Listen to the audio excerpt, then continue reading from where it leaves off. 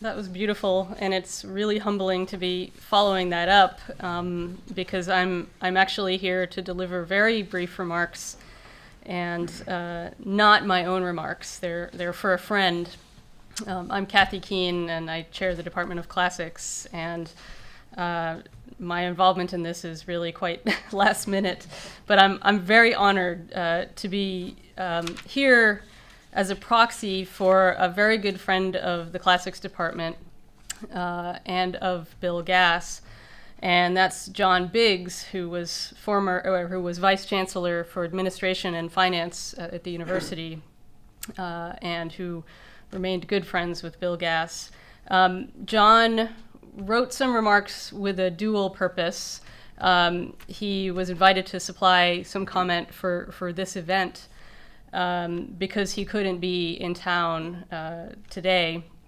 But he will be in town next week, and so he's also going to read these remarks himself next week at a very big event that is being run by the Classics Department in honor of John and his wife Penelope, a symposium in classics. And because Bill Gass was one of the participants in the residency that the Biggses sponsored, he's going to be remembered during a short segment on the program on the last day, which is Friday morning. So John will be repeating these words on Friday over at the law school in the moot courtroom.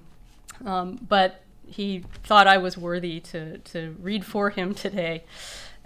So forgive me for this being something like an advertisement for the Classics Department and this wonderful event, but there is a connection.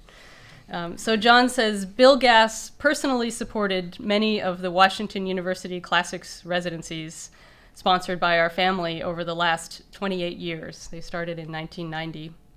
He attended many of the lectures, and he served himself as one of the residents.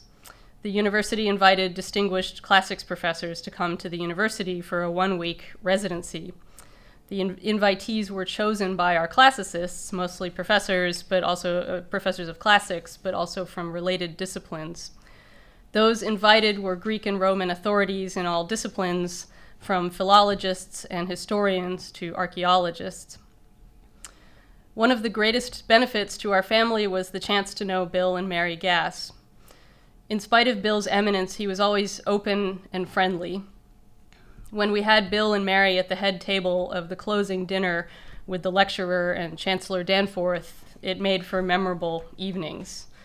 And I can at least interject here and say, yes, very occasionally I was invited to be at the head table and was pleased to be seated next to Bill Gass, and he was just so warm and friendly. I would never have known from those events that he was such a giant with so many admirers.